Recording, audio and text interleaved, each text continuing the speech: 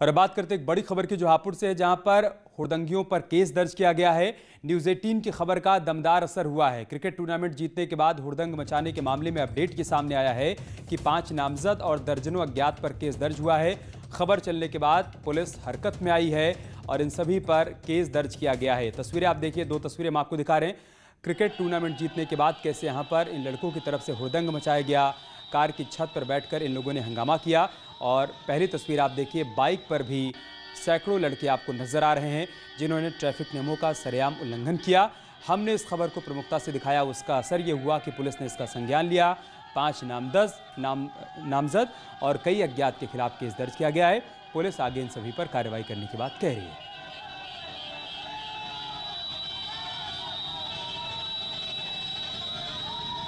शाहपुर से तस्वीरें सामने आई हैं। 2 तस्वीरों के जरिए पूरी कहानी समझिए। यहाँ पर क्रिकेट टूर्नामेंट का आयोजन हुआ था और टूर्नामेंट जीतने के बाद अपनी खुशी का इजहार इन लोगों ने कुछ इस तरीके से किया कि तमाम नियम कानून कायदों को ताक पर रख दिया। गाड़ी की छत पर बैठकर नारेबाजी हुड़दंग करते हुए नजर आए। और पहली तस्वीर आप देखिए, बाइक पर भी सैकड़ों बच्चे नजर आ रहे हैं। एक बाइक पर 3-3 बच्चे बैठे हुए हैं जो कि ट्रैफिक नियमों का उल्लंघन कर रहे हैं। किसी के भी सिर पर हेलमेट नहीं है और हर बाइक पर आपको 3-3 बच्चे नजर आ रहे हैं। जिसके बाद पुलिस ने हमारी खबर का संज्ञान लिया और अब पुलिस एक्शन मोड में है। 5 के खिलाफ नामजद रिपोर्ट दर्ज की गई है और कई अज्ञात के खिलाफ भी केस दर्ज किया गया है। इन सभी पर कार्रवाई के बाद पुलिस की तरफ से कही जा रही है। ये सभी बच्चे हापुड़ के अलग अलग गांव के रहने वाले हैं। क्रिकेट टूर्नामेंट जीतने के बाद वहां से तकरीबन 5 किलोमीटर लंबा इन लोगों ने जुलूस निकाला और जुलूस के दौरान की तस्वीरें हैं जो इस वक्त हम आपके साथ साझा कर रहे हैं। आप देखिए कैसे कार की छत पर ये बच्चे बैठे हुए हैं और पीछे बाइक का रेला लगा हुआ है। एक बाइक पर 3-3 बच्चे आपको नज़र आ रहे हैं। इसमें बहुत से बच्चे नाबालिग हैं जो कि बगैर हेलमेट के बाइक चला रहे हैं। इनके पास, बहुत से लोगों के पास लाइसेंस भी नहीं है। तो कुल मिलाकर एक नहीं, कानून के कई नियमों की इन लोगों ने धज्जियाँ उड़ाई हैं। जिसके बाद पुलिस ने हमारी खबर का संज्ञान लिया और उसके बाद 5 नामजद इसमें FIR दर्ज की गई है और कुछ अज्ञात लोगों पर भी केस दर्ज हुआ है। विपिन हमारे साथ जुड़ चुके हैं। विपिन, हमारी खबर का बड़ा असर हुआ है। जी देखिए, बिल्कुल बड़ा असर हुआ है। हापुड़ में जिस तरह से हुड़दंग मचाया गया क्रिकेट टूर्नामेंट जीतने के बाद, उसके बाद हालांकि ये वीडियो कल से वायरल हो रहा था लेकिन पुलिस ने कोई संज्ञान नहीं लिया था। जब न्यूज़ 18 पर खबर चली है तब अधिकारियों ने संज्ञान लिया है। हापुड़ पुलिस हरकत में आई और अब जाकर 5 नामजद और दर्जनों अज्ञात के खिलाफ पुलिस ने केस दर्ज किया है। इसमें कोरोना महामारी को फैलाने, ट्रैफिक नियमों को तोड़ने के मुकदमा दर्ज किया गया है। और फिलहाल जो अब गाड़ियां हैं, जो बाइक उसमें दिखाई दे रही है, जो कार दिखाई दे रही है, उनके नंबरों की पहचान पुलिस कर रही है और इस पूरे केस की जांच आगे बढ़ रही है। शुक्रिया आपका हमारे साथ जुड़ने के लिए और जानकारी हम तक पहुंचाने के लिए। तो इन चेहरों को पहचाना जा रहा है, बाइक नंबर की भी पहचान की जा रही है पुलिस की तरफ से और पुलिस का यह कहना है कि अभी आगे भी कार्रवाई की जाएगी। इन सभी के खिलाफ सख्त से सख्त कार्रवाई की जाएगी क्योंकि उन्होंने न सिर्फ ट्रैफिक नियमों का उल्लंघन किया बल्कि कोविड की जो गाइडलाइंस हैं उसका भी उल्लंघन इन सभी की तरफ से किया गया। यूपी में आज समाजवादी पार्टी कार्यकर्ता जगह जगह प्रदर्शन कर रहे हैं। लखनऊ में एसपी कार्यकर्ताओं ने प्रदर्शन किया। बेरोजगारी को लेकर एसपी कार्यकर्ताओं ने धरना प्रदर्शन किया। कानून व्यवस्था समेत कई मांगों को लेकर ये प्रदर्शन हो रहा है। इस दौरान पुलिस ने 20 अज्ञात लोगों को हिरासत में लिया और साथ ही कई एसपी नेताओं को नजरबंद किया गया है।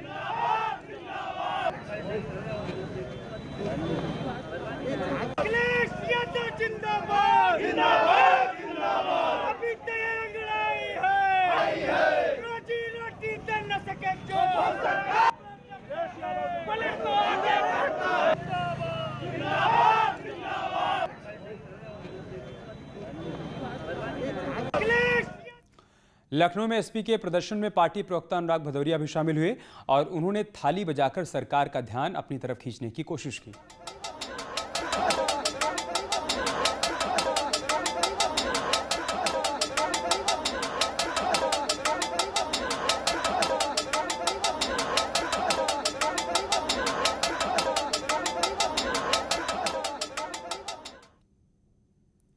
उधर उन्नाव में समाजवादी पार्टी के MLC सुनील सिंह साजन की अगुवाई में कार्यकर्ताओं ने प्रदर्शन किया। बेरोजगारी, भ्रष्टाचार, कानून व्यवस्था और महंगाई को लेकर कार्यकर्ताओं ने प्रदर्शन किया। आज प्रदेश भर में एसपी कार्यकर्ताओं ने इसी तरह से विरोध मार्च निकाला।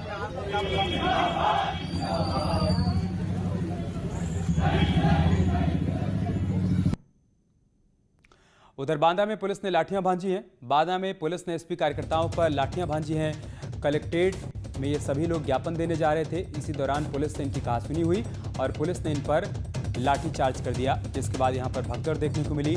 पुलिस ने कई कार्यकर्ताओं को इस दौरान हिरासत में भी लिया है। बांदा की तस्वीरें हम आपको दिखा रहे हैं, जहां पर एसपी कार्यकर्ताओं पर पुलिस ने लाठियां भांजी हैं। ये सभी लोग ज्ञापन देने के लिए जा रहे थे।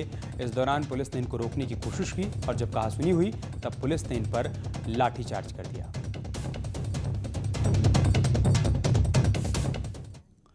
उधर कानपुर में भी समाजवादी पार्टी के कार्यकर्ताओं ने सड़क पर प्रदर्शन किया और सरकार के खिलाफ नारेबाजी की। शिक्षक पार्क में कार्यकर्ता प्रदर्शन कर रहे हैं। मौके पर भारी पुलिस फोर्स तैनात है।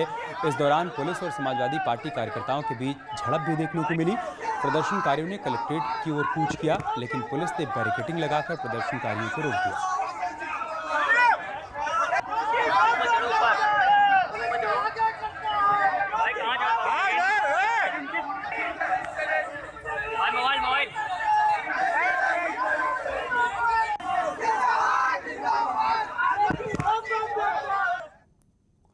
उधर सीतापुर में भी सड़क पर उतरे समाजवादी पार्टी के कार्यकर्ताओं ने प्रदर्शन किया। कानून व्यवस्था, बेरोजगारी, भ्रष्टाचार, महंगाई और किसानों के मुद्दे पर कार्यकर्ताओं ने जोरदार प्रदर्शन किया और अपनी आवाज बुलंद की और साथ ही साथ सरकार से इन तमाम समस्याओं के समाधान की मांग की।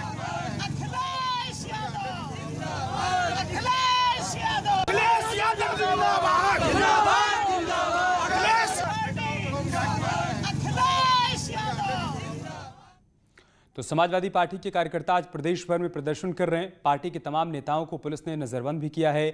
इसके बावजूद कार्यकर्ता सड़कों पर उतरे हुए हैं। 4 तस्वीरें हम आपको दिखा रहे हैं। आगरा, बहराइच, पीलीभीत और मथुरा में कार्यकर्ताओं ने हंगामा किया, प्रदर्शन किया, नारेबाजी की और कलेक्ट्रेट में ज्ञापन सौंपने की कोशिश की।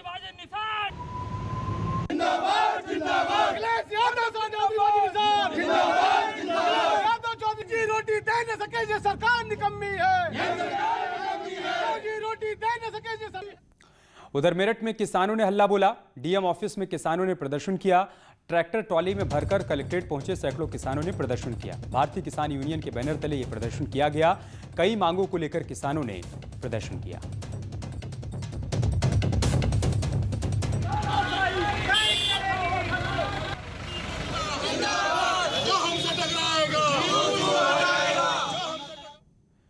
वहीं ग्रेटर नोएडा में भी किसानों ने प्रदर्शन किया। कलेक्ट्रेट परिसर में किसानों का हल्ला बोल देखने को मिला।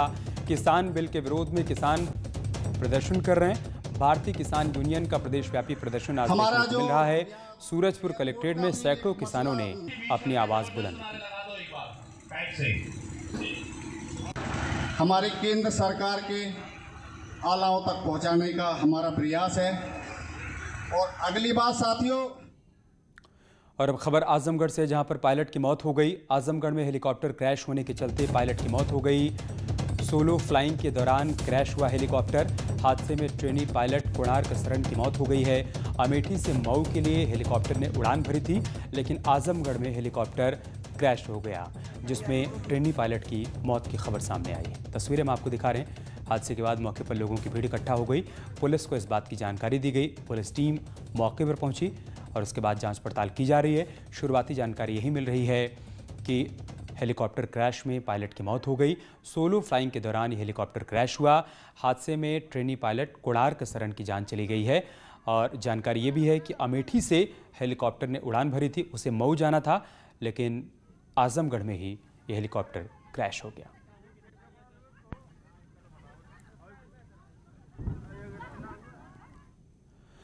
कांग्रेस महासचिव और यूपी की प्रभारी प्रियंका गांधी ने आज डॉक्टर कफील खान से मुलाकात की। कफील खान अपने परिवार के साथ प्रियंका गांधी से मुलाकात करने पहुंचे थे।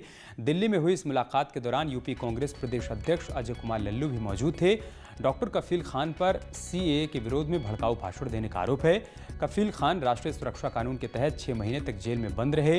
यूपी में कांग्रेस ने डॉक्टर कफील की रिहाई के लिए एक बड़ा अभियान चलाया था। तो डॉक्टर कफील खान ने आज अपनी पत्नी के साथ मुलाकात की है, प्रियंका गांधी के साथ, दिल्ली स्थित उनके आवास पर जाकर। उसके बाद की तस्वीरें सामने आई हैं। डॉक्टर कफील खान भड़काऊ भाषण के आरोप में लंबे समय से जेल में बंद थे। रिहाई के बाद अब वो अपनी पत्नी के साथ प्रियंका गांधी से मुलाकात करने के लिए पहुंचे हैं। इस दौरान कांग्रेस पार्टी के प्रदेश अध्यक्ष अजय कुमार लल्लू भी मौजूद थे। यहां पर आपको ये भी बता दें कि डॉक्टर कफील की रिहाई को लेकर कांग्रेस पार्टी ने एक अभियान भी चलाया था।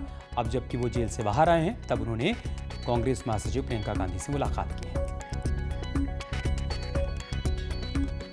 यूपी में रोजगार को बढ़ावा देने के लिए सीएम योगी मिशन रोजगार में जुटे हुए हैं। इसी कड़ी में सीएम योगी ने आज लखनऊ में निवेशकों के साथ अहम बैठक की, जिसमें रोजगार को लेकर मंथन किया गया। इस दौरान उद्योग बंधुओं को सीएम योगी ने संबोधित किया।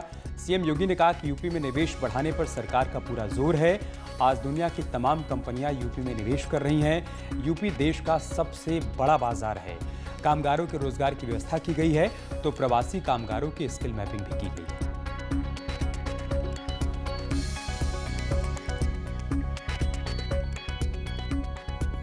विदेशी कंपनियां यूपी में निवेश कर रही हैं। ये बड़ी बातें जो आज बैठक के बाद निकल कर आई हैं, जो सीएम की तरफ से कही गई हैं। ईज ऑफ डूइंग बिजनेस में काफ़ी सुधार हुआ है। सरकार ने इस दिशा में काफ़ी काम किया है। चौथी बड़ी बात जो सीएम ने कही, एमएसएमई नीति 2017 में भी सुधार किया गया है, ताकि छोटे उद्योग लगाने में लोगों को सहूलियत मिल पाए। कामगारों के रोजगार की व्यवस्था भी की गई है। कोरोना काल के दौरान जो लोग लौटकर उत्तर प्रदेश में आए हैं, उनको रोजगार मिल पाए। सरकार ने ये भी सुनिश्चित किया है। प्रवासी कामगारों की स्किल मैपिंग भी करवाई गई है। सातवीं बड़ी बात यह कि निवेश को बढ़ाने के लिए कई कार्यक्रम भी सरकार के स्तर पर शुरू किए गए हैं, जिसका असर भी आने वाले दिनों में देखने को मिलेगा। निवेश मित्र पोर्टल के जरिए कई काम किए गए हैं। के अंदर निवेश करने वाले जो भी हमारे निवेशक हैं, मुझे उन सबको बताते हुए प्रसन्नता है कि प्रदेश सरकार ने लगभग 20,000 एकड़ से अधिक का अपना लैंड बैंक तैयार किया है।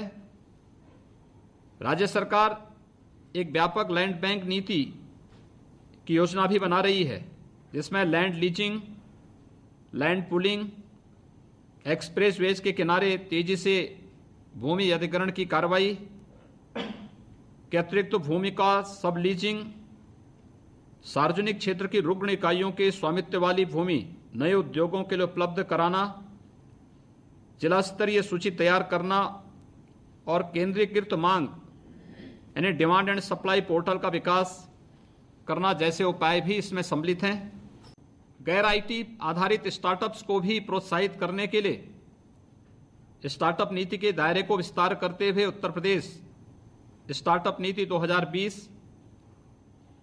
तथा electronic system design and manufacturing नीति का प्रभाव संपूर्ण राज्य में बढ़ाने के लिए भी उत्तर प्रदेश इलेक्ट्रॉनिक्स मैन्युफैक्चरिंग नीति 2020 जैसी नई नीतियों की भी घोषणा की गई है। योगी सरकार युवाओं को रोजगार देने के लिए ढेर सारे अवसर उपलब्ध करवा रही है। इसी क्रम में कोऑपरेटिव बैंक में बम्पर भर्ती हो रही है। 1,500 से अधिक पदों पर यह भर्ती होनी है। सहकारिता विभाग बैंकों में भर्ती करेगा। IBPS के जरिए ये भर्ती प्रक्रिया पूरी की जाएगी और इस दिशा में तेजी से आगे बढ़ा जा रहा है। हम लोगों ने नियमावली में संशोधन करके अधिसूचना भी जारी कर दिया है और इसकी डायरेक्शन एक विधिवत रूप से सेवा मंडल को चला जाएगा और अब जो भी चयन प्रक्रिया होगी वो चाहे यूपी कोऑपरेटिव बैंक का हो, DCBs का हो, उनकी जो चयन है वो IBPS संस्था के माध्यम से ही होगी। यमुना विकास प्राधिकरण ने सरकार को ग्रेटर नोएडा के सेक्टर 21 में फिल्म सिटी बनाने के लिए प्रस्ताव भेजा है। इसके बाद ईडा के अफसरों ने इस प्रोजेक्ट के विकास कार्यों का मुआयना किया। इस मौके पर हमारे संवाददाता शंकर आनंद ने ग्राउंड जीरो पर जाकर मुआयना किया है और उनसे एक्सक्लूसिव बातचीत की। ने अपना प्रस्ताव भेजा है सेक्टर 21 में, जो कि एक्सप्रेसवे पर अवस्थित है और चूंकि उसकी स्ट्रेटजिक लोकेशन है और एक्सप्रेसवे से सीधे जुड़ा हुआ है, इसलिए फिल्म सिटी के लिए वो बहुत उपयुक्त रहेगा। और वहाँ लगभग 100 एकड़ ज़मीन, जिसमें 7 से 80 एकड़ ज़मीन जो है वो इंडस्ट्री के लिए और 2 से 20 एकड़ के लगभग कॉमर्शियल के लिए है, का एक प्रस्ताव हम लोगों ने भेजा है, कल ही भेजा है।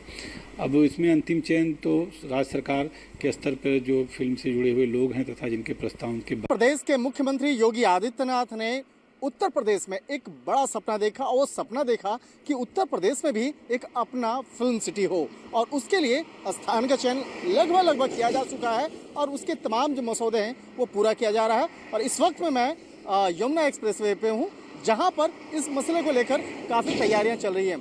तैयारियाँ देखिए, यहाँ पर जो अधिकारी हैं यमुना प्राधिकरण के, वो अधिकारी यहाँ पे पहुँचे हुए हैं। जो साइट है, लोकेशन, मैं लोकेशन दिखाना चाहूँगा। देखिए ये ठीक पीछे हमारा जो लोकेशन है, ये इसको चिन्हित किया गया है फिलहाल, और इसको अभी यहाँ पर चिन्हित करने के बाद यहाँ पे काम वगैरह उसको किया जा रहा है। और मैप के मुताबिक किस तरह से वहाँ पर स्थान का चयन और उसके साथ साथ किस तरह से यहाँ पर काम होगा, उसके लिए यहाँ पे काम कर रहे हैं। यमुना प्राधिकरण से अधिकारी आकर यहाँ पर अपना जांच पड़ताल कर रहे हैं। हमारे साथ में विकास सिंह जी हैं, जो वरिष्ठ प्रबंधक भी हैं। मैं इनसे भी समझना चाहूँगा, सर किस तरह से ये पूरा मैप है, मैप थोड़ा सा मैं आपसे समझना चाहूँगा कि जो मैप कहाँ है, किस जगह पे बनना है और किस तरह से रंग आपने जो मैप किया है उसको बताइएगा।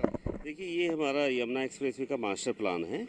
इसमें अलग अलग कलर से इसको आइडेंटिफाई किया गया है। ये जो आप येलो पार्ट देख रहे हैं, ये हमारा रेजिडेंशियल एरिया है, और इसमें जो ये बैंगनी कलर है, ये बैंगनी कलर हमारे औद्योगिक सेक्टर हैं।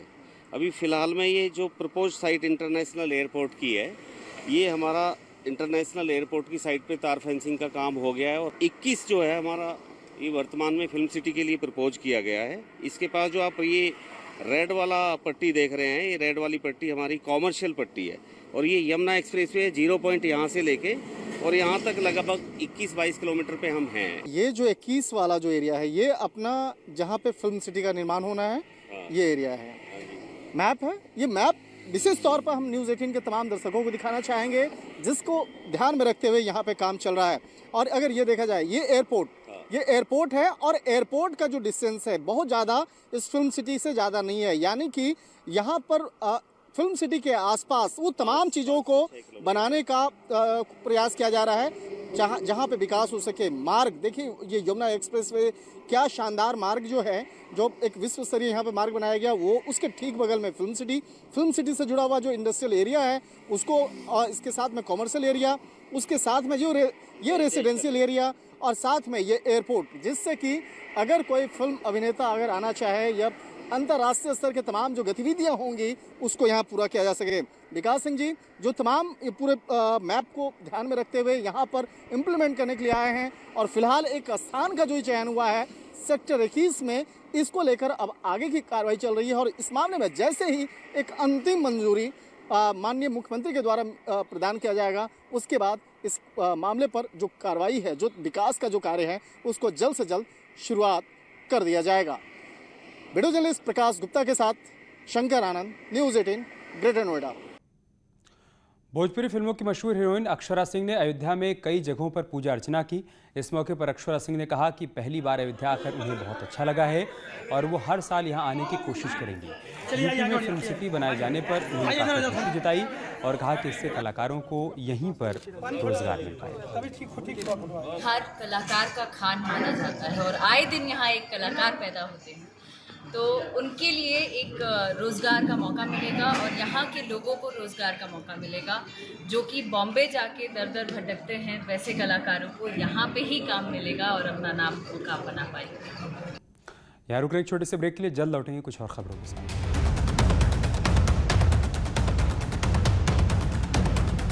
और एयरटेल के चैनल नंबर 318 पर कोरोना की हर खबर देखते रहिए न्यूज़ 18 इंडिया पर। घरों से शहरों तक की हर पल की हर खबर न्यूज़ 18 के रिपोर्टर पहुंचाते हैं आप तक, ताकि तेजी से फैलते कोरोना की मिले आपको फास्ट अपडेट। देखिए यूपी एक्सप्रेस 100 सिर्फ न्यूज़ 18 उत्तर प्रदेश उत्तराखंड पर। हर गांव देखेगा, हर शहर देखेगा, खबरों का शतक, कोरोना से प्रदेश की लड़ाई की ताजा जानकारी रोज सुबह शाम। कोरोना 100 सिर्फ न्यूज़ 18 उत्तर प्रदेश उत्तराखंड पर। देश है लॉकडाउन, जनता है लॉकडाउन, पर उनकी आवाज बनकर कोरोना से जुड़ा हर मुद्दा उठाते रहेंगे। भैया जी हैं, पहचान गए आप? मैं सबके लिए क्लैप करता हूँ। आप लोग ध्यान रख रहे हैं लोगों का। भैया जी कहें, सिर्फ न्यूज़ 18 इंडिया पर। नाम अमीश देवगन, काम सच सामने लाना। आपने भी तो सियासत खेलने के लिए सब कुछ खेल खेला। सवाल तीखे मगर जरूरी भी। क्या आपने भी पॉलिटिक्स करी? मुद्दे जो आपसे जुड़े हैं, राय बेबाक। कोरी सियासत है। आवाज कभी कभी ऊंची कर लेते हैं।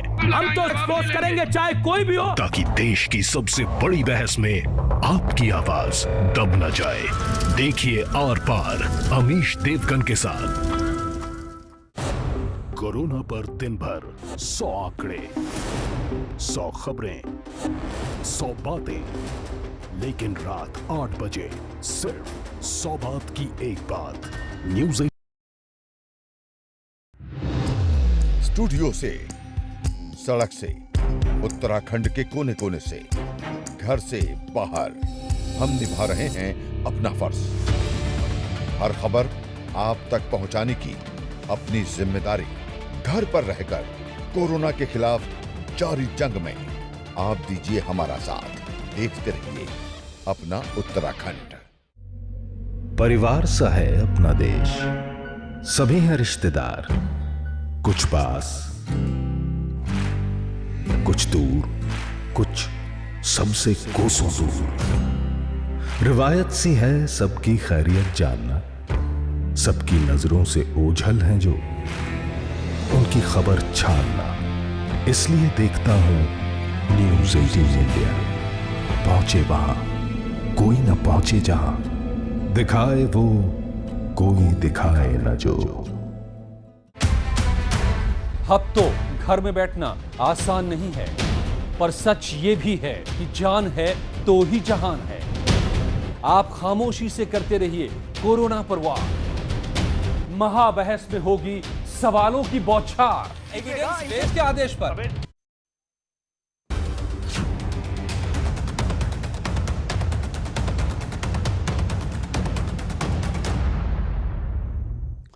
और अब खबर हाथरस से, जहां पर पुलिस ने एसपी जिला अध्यक्ष युवराज सिंह यादव के घरों पर मुनादी कराई।